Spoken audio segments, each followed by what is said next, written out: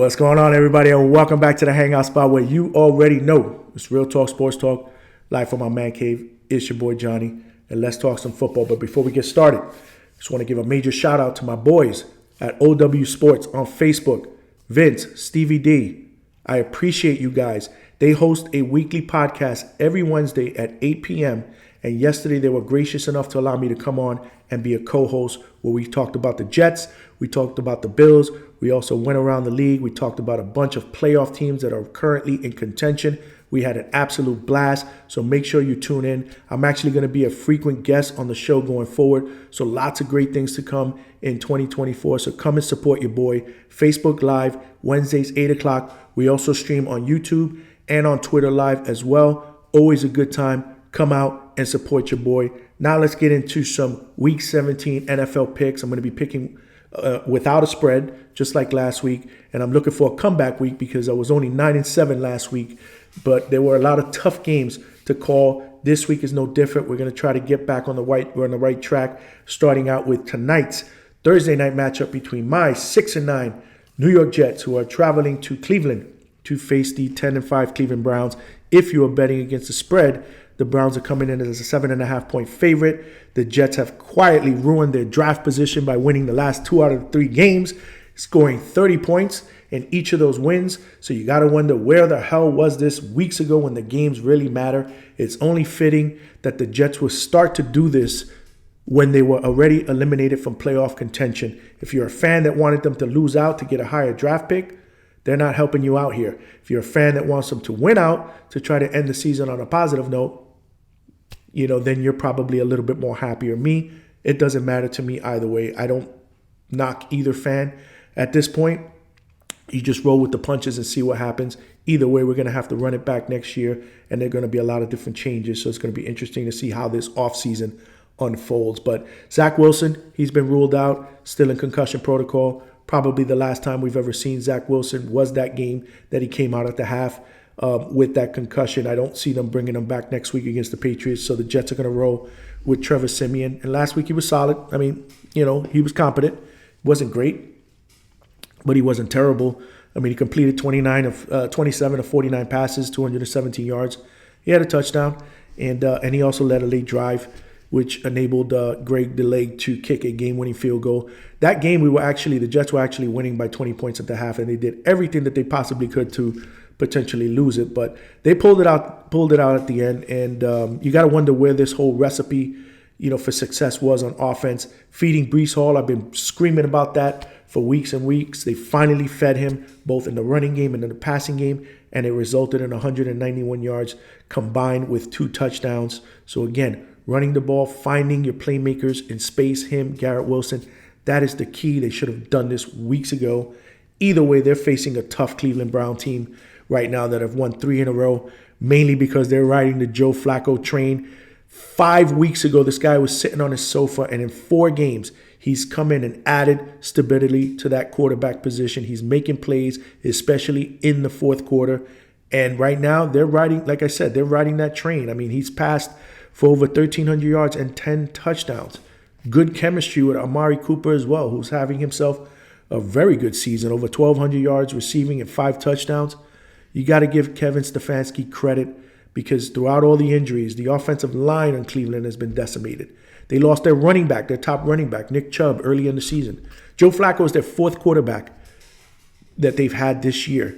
Yet here they are in the playoff mix, 10-5. I mean, it's absolutely insane. It's absolutely insane. I don't see how the Jets win this game, especially with a makeshift offensive line. You don't know who's going to be on the offensive line against Myles Garrett, who has 13 sacks coming in. I say he gets at least 3 sacks today, and that's being kind. Either way, I think the Browns win this game. There's no way I see the Jets winning, which takes us to our Saturday game. The only one game on Saturday, but it's a goodie. It's on Saturday night between the 11-4 Detroit Lions, who are traveling to Dallas to face the 10-5 Dallas Cowboys. Right now, if you're betting against the spread, Dallas is a favorite by 5.5 points. And The Lions have won 2 in a row, and congratulations to the Lions fans. They have won the division the first time in 30 years. That is absolutely awesome after years and years of suffering.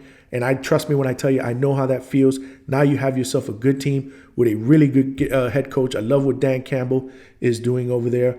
But right now, it's not just about winning the division. That first seed in the NFC playoff is well within reach, which is why I had a hard time with this game. Jared Goff, he's had a really, really good season. I mean, 67.7% completion, almost 4,000 yards passing. He's going to eclipse that this week. 27 touchdowns, only 10 interceptions, and he's utilizing his 2 best weapons, St. Brown and Laporta, 17 touchdowns combined.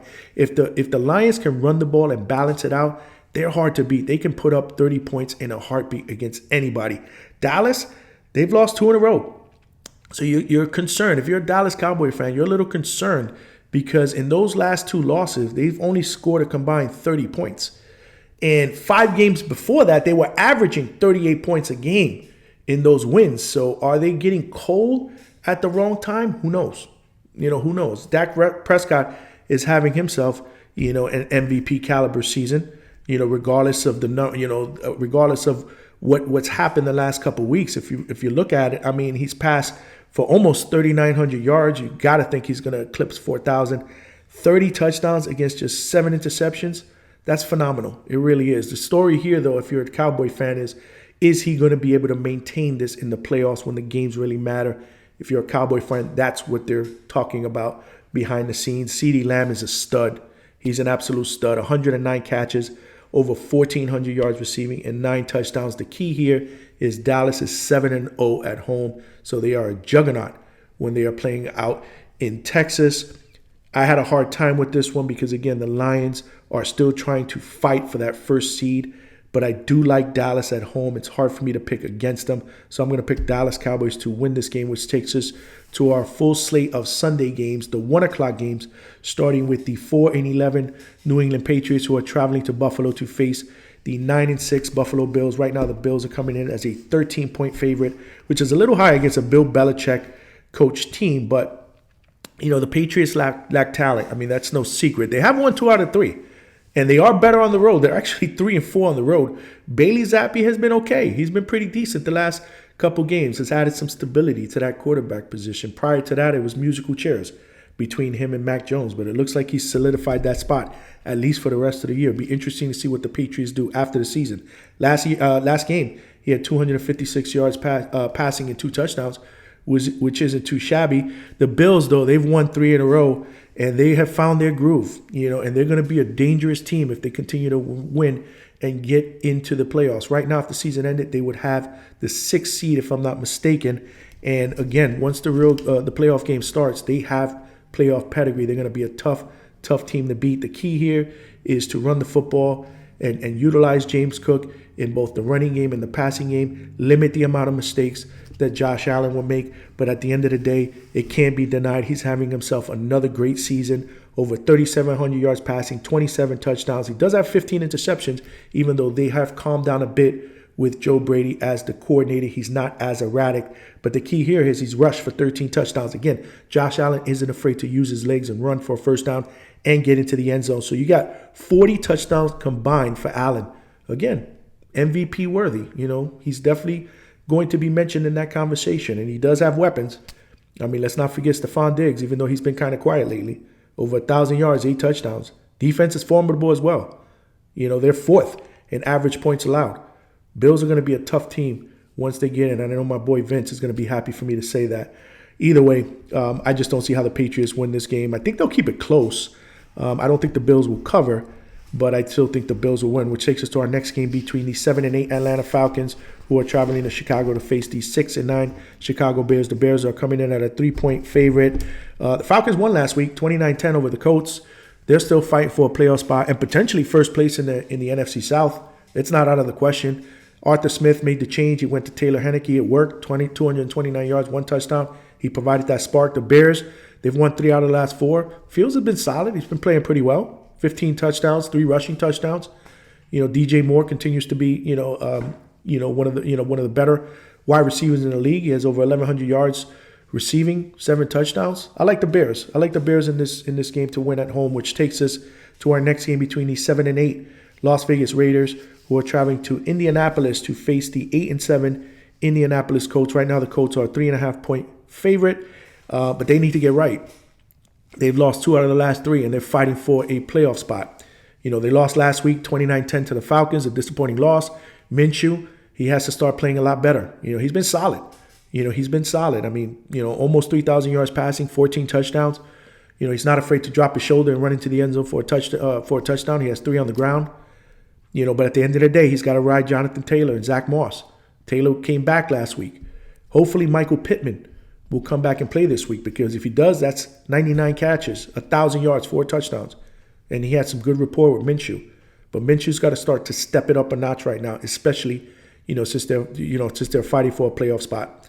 The Raiders, they're playing well too. They've won 2 in a row. Antonio Pierce, since being inserted into the head coaching role, the interim coaching role, he's 4-3. And they had a big win last week against the Chiefs, 20-14, in a game where the defense had 2 touchdowns, 1 on a pick six and 1 on a fumble recovery for a touchdown. The rookie kid, O'Connell, he's gaining confidence. He's playing better. He has weapons with Adams and Jacoby Myers. It's going to be interesting. It's going to be really interesting. But I'm going to pick the Colts to win this game at home. I just think the Colts are a better team, which takes us to our next game between the 8-7 LA Rams, who are traveling to MetLife Stadium to face the 5-10 New York Giants. The Rams have won 4 out of the last 5. They're coming in as a 5.5-point favorite, mainly because in those games they are averaging 33 points a game. So scoring is not an issue for the Rams. Matthew Stafford is having a terrific season, over 3,600 yards passing, 23 touchdowns, only 9 interceptions. He has weapons. Kyron Williams is a dual threat out of the backfield, 12 total touchdowns. Puka Nacua, insane season, 96 catches, over 1,300 yards receiving, and 5 touchdowns. And let's not forget Cooper Kupp. He's still on this team as well. And which makes the Rams, in my opinion, a dangerous team, because in a pass-happy, offensively driven league, when you have weapons like this, when you have Matthew Stafford playing the way he is, and you have Sean McVay calling plays, this team is going to be in games. It looks like they've gotten hot at the right time. I had them written off weeks ago, and now here they are. They are in the playoff race as we speak. The Giants, they've lost 2 in a row. The DeVito, the old experiment, that went away. Brian Daboll announced this week that he's going to start Tyrod Taylor.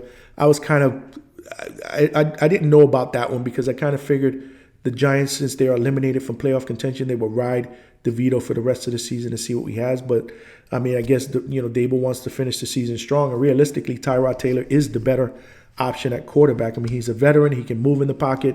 He delivers the ball with accuracy. He doesn't throw picks. So if you want to give yourself a better chance to win, Tyrod Taylor is the way to go. I just didn't understand it, because I thought that maybe they wanted to see a little bit more out of the rookie going into next season. Either way, this is a hard one for me to pick the Giants to win. So I'm going to go with the Rams to win, on the road, which takes us to our next game between the 3-12 Arizona Cardinals, who are traveling to Philadelphia to face the 11-4 Philadelphia Eagles, who are coming in at a 10.5-point favorite. This one was very, very easy for me to call. The Cardinals just aren't a good team. They've lost 4 out of the last 5. Right now, they're fighting for that top pick in the draft. So it's between them. It's between the Panthers. Who's going to get that? And if they do happen to get it, are they going to use it for a quarterback, or are they going to stick it out with Kyler Murray? I don't think so. Murray hasn't been really, really good since he's come back from injury. The Eagles finally snapped a 3-game losing streak by beating the Giants last week, 33-25. It was closer than I expected it to be. Either way, though, they won the game. They scored 33 points. Jalen Hurts looked a lot better. He passed for 301 yards and a touchdown. Could this be the game that gets the Eagles going and show and make them look like the team that made that Super Bowl run last week? We'll see. They have weapons. They have Brown, they have Devontae Smith, they have Goddard, 16 touchdowns combined. Let's not forget, if they get close to the goal line, whether they're out in the 1, 2, 3, the tush push, the brotherly shove, the Philly shove, whatever you want to call it, it's unstoppable. So, they have weapons. You just got to wonder, which Philly team is going to show up. The one that's played the way they've played this year, or the one, again, that was playing at a Super Bowl level last year. We'll see what happens. Either way, very easy for me to call this one. The Eagles win this one easy, which takes us to our next game between the 7-8 New Orleans Saints, who are traveling to Tampa to face the 8-7 Tampa Bay Buccaneers. Right now, the Buccaneers are a 2.5-point favorite, and they are riding high. They are red hot. They've won 4 in a row. They are in first place by a game in the NFC South. Baker Mayfield is playing out of his mind. Almost 65% completion, over 3,500 yards, almost 3,600 yards. Passing, 26 touchdowns, only 8 interceptions, so he's not making those mistakes. And he's going to his beast receiver, his main threat, Mike Evans, over 1,100 yards and 13 touchdowns. Formidable defense, not surprising with Todd Bowles as the head coach. The Saints, on the other hand, which Saints team is going to show up? Last week they lost 30-22 to the Rams. That dropped them to second place. They were tied with the Buccaneers going into last week. Derek Carr just hasn't been putting up the numbers that he's been accustomed to putting up when he was with the Raiders. He does have 19 touchdowns, only 8 interceptions. But when you have a wide receiver trio of Olave, Michael Thomas, and Shaheed, and they only have 9 touchdowns, what the heck is going on here, man? You have weapons. Let's not forget, you have Alvin Kamara. So the Saints can't be trusted right now. And right now, the team that's hot, that has gotten hot at the right time are the Buccaneers. So I'm going to pick them to win at home, which takes us to our next game between the 11-4 San Francisco 49ers, who are traveling to Washington to face the 4-11 Washington Commanders. Right now, the Niners are coming in at a 13-point favorite. This is also an easy one for me to call, regardless of how the Niners looked last week. They snapped a 5-game winning streak by losing to the Ravens last week, 33-19. They got spanked. 5 turnovers, 4 picks for Brock Purdy. This was a game that everybody was thinking would be a potential Super Bowl preview. It can very well be a preview, but Baltimore definitely made a statement in this one.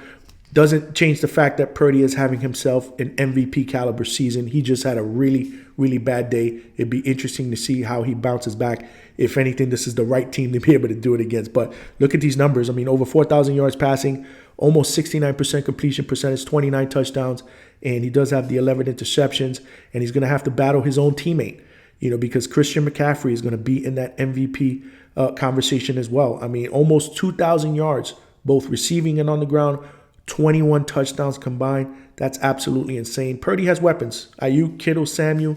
I mean, he spreads the ball around evenly. Their defense is good. They're number 1 in the league in interceptions. So if you're not careful, they will take it away from you. They're 6th in sacks, led by 10.5 and Joey Bosa. So I'm still a believer that the Niners are the best team in the NFC, but I don't know if they're the best team in football anymore. I think right now the Ravens are looking like that team. And the Commanders, well, there's not too much to say about that. I mean, they're putting Jacoby Brissett in at quarterback. I think that's the right move. He was formidable. He almost led the Commanders to a victory over my Jets, but the Commanders just aren't good. So this is a good game for the Niners to have, for them to get right off of that loss. So I'm going to pick the Niners to win easily, which takes us to our next game between the 2-13 Carolina Panthers, who are traveling to Jacksonville to face the 8-7 Jacksonville Jaguars, who are coming in as a 6.5-point favorites, but they need to start playing better. They've lost 4 in a row, and Trevor Lawrence, ever since that high ankle sprain, to me, has not been right. He has 5 touchdowns, but he also has 5 interceptions. Defense has been inconsistent. This is a game that they need to get right if they're going to go into the playoffs, win that division, and go in with some kind of momentum. Last week, because and it may not be easy because the Panthers are playing much better. Last week they lost a close game, 33-30 versus Green Bay, and ever since they fired Frank Reich, they're playing much better football. The key here is how much better can Bryce Young play? Because you got to think right now, if the season ended, they would get the first pick in the draft. Will they go and draft Caleb Williams and move on from Bryce? Or is he going to do enough in the next couple games to say, I'm the guy going forward? I am the franchise quarterback here. It's going to be interesting to see how this plays out. So I expect the Panthers to play well in this game, but I think the Jaguars have enough to be able to pull this out. I think this is a game that they're going to be able to snap their 4-game losing streak, so I'm going to pick them to win, which takes us to our next game between the 11-4 Miami Dolphins, one of our better games of the week. They're going to be traveling to Baltimore to face the 12-3 Baltimore Ravens, who are coming in at a 3-point favorite. They've won 5 in a row. They made a statement by spanking the Niners 33-19. They are the most complete team in the NFL right now. I firmly believe that Lamar Jackson is playing like the Lamar Jackson of his MVP season. 66% completion, over 3,700 yards passing, 19 touchdowns. He also has 5 on the ground. And their defense, I said this last week, the Ravens can score, and they also have a defense that can keep you from scoring. They are first in average points allowed. They are only averaging, giving up an average of a little bit over 16 points a game, which is very, very impressive. The offense, they're fourth in average points scored. So they're almost scoring close to 28 points a game. Defense will also take it away from you. They're third in interceptions. The Ravens are a scary team. And if the season ended today, they would be my pick to not only make the Super Bowl, but win the Super Bowl. But let's not forget where the Dolphins are offensively. They've won 4 out of their last 5. They beat Dallas. A lot of people say that Miami can't beat a good team. Well, guess what? They beat a good team last week. You got to give them their flowers. They won 22-20. Showed a lot of grit at the end of that game to drive down the field and hit a game-winning field goal. They have one of the best kickers in the league in Jason Sanders. They're first in the average points scored, over 30 a game. First in average yardage. So offensively, they're a juggernaut. It's going to be interesting to see how their offense is able to do going up against this Ravens defense, which is very, very stingy. Tua's been solid, over 4,000 yards passing, 26 touchdowns. He has weapons. He has probably the best wide receiver in the game. If his ankle is 100%, Tyreek Hill, he can't be stopped. He's the fastest man in football.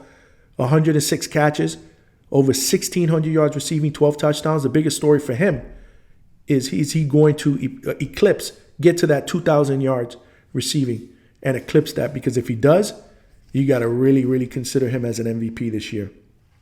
This was a tough one for me, but I'm going to go with the home team, the more complete team, the better defensive team, and I'm going to pick the Ravens to win this game, which takes us to our next game between the 5-10 Tennessee Titans, who are traveling to Houston to face the 8-7 Houston Texans, who are coming in as a 5.5-point favorite. The key here is, will C.J. Stroud play? Right now, it's still up in the air. He's missed the last couple games, and they're going to need him because they need to play good right now because they are fighting for a wild card spot.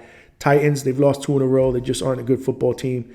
I guess they're trying to finish strong and see what they have in that quarterback, Will Levis. But if C.J. Stroud doesn't play, they'll go with Case Keenum. But at home against the Titans, even though I think the Titans will keep it close, I'm going to pick the Texans to win this game. I'm also banking that C.J. Stroud plays.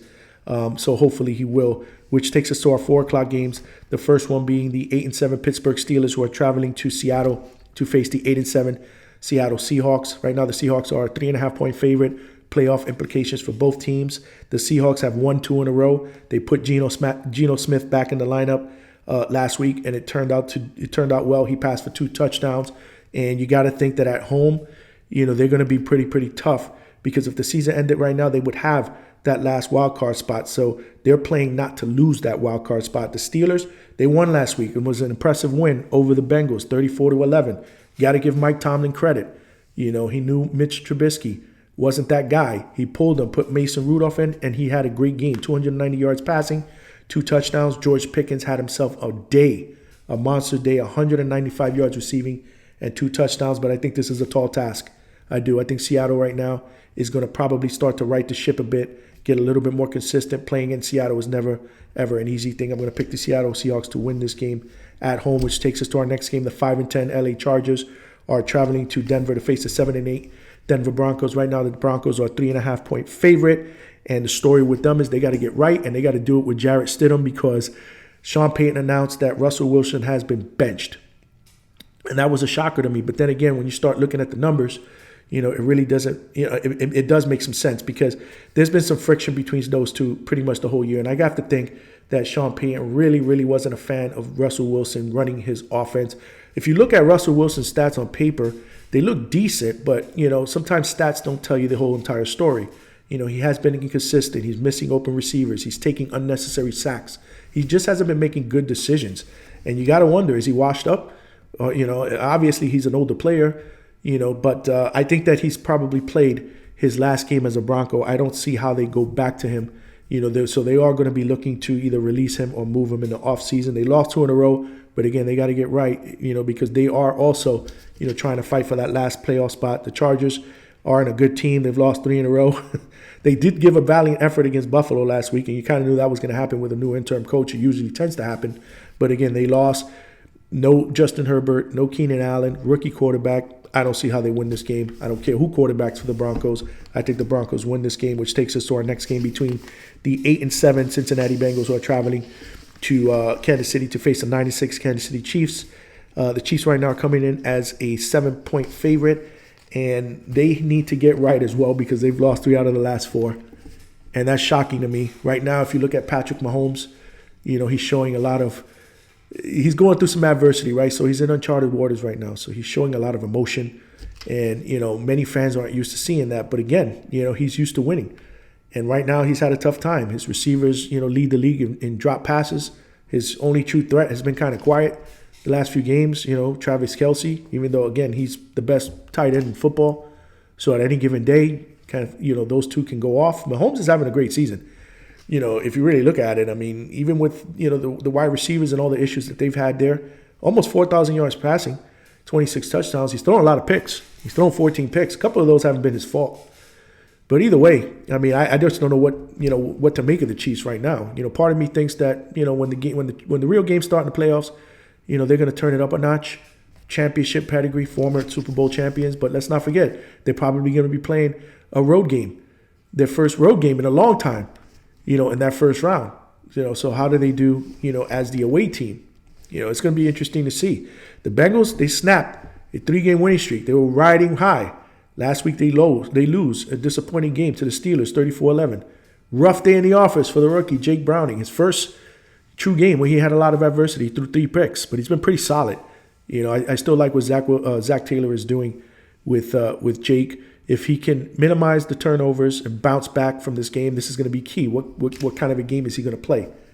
After having that type of game, I don't know. I mean, this was kind of a difficult one for me because of the way the Chiefs are playing. But I'm still gonna roll with the Chiefs to win this game at home, which takes us to our last game, our 8:20 game between the 7-8 Green Bay Packers, who are traveling to Minnesota to face the 7-8 Minnesota Vikings. Right now, the Packers are a 1-point favorite. This is actually a good game with a lot of playoff implications at stake. Green Bay snapped a 2-game losing streak last week by beating the Panthers 33-30. Jordan Love has been solid. His first full season as a starter, I think, has been pretty good. Over 3,500 yards passing, 27 touchdowns, only 11 interceptions, and he also rushed for 3 touchdowns. He has a good young trio of wide receivers with Watson, Dobbs, and Reed. They have 16 total touchdowns combined, so he is spreading the ball around. I like the Packers in this game because right now the Vikings, I don't know what's going on with them. They've lost 4 out of their last 5. They've lost their last 2. Last week they lose a heartbreaker, 30-24 versus the Lions. Nick Mullins did throw for 411 yards, but he also threw for 4 interceptions, including one late in the game that kind of sealed the deal for the Lions. The big story for them is they lose their top tight end, TJ Hawkinson. He's out with a torn ACL and MCL, so that's a huge loss. But let's not get it twisted. They have offensive weapons. Justin Jefferson is a beast, and he is back in full form. Couple touchdowns, some spectacular catches last week. So look for him to continue to be that stud wide receiver that he is. And Jordan Addison has been great all season. 9 touchdowns all season. So regardless of who they decide to go with at quarterback, I would think they would go back to Nick Mullins because he did show some moments in that game. But I don't know. I think the Packers are just better. So I'm going to pick the Packers to win this game on the road. And those are my picks for Week 17. Hope you enjoyed them. A lot of good games, a lot of close games. And this is the best time of the season if you're a football fan, especially if you root for a team that's in the mix and they're playing meaningful games in December. That's what it's all about. So it's going to be interesting to see how this all unfolds. We'll be right back at it next week to talk about the games and recap mostly all of these games. But anyhow, let me know your thoughts in the comment section. And if you're new to watching my video, my videos, please subscribe. If you enjoyed it, drop a like and hit that notification bar as well. That way you are notified anytime I drop new content. I'm dropping stuff periodically all the time. So hit that notification bar. That way you're alerted and you'll be the first to watch. But as always, I appreciate everyone for watching. I appreciate your support. This is your boy Johnny signing out from the Hangout Spot, and I'll talk to everybody soon.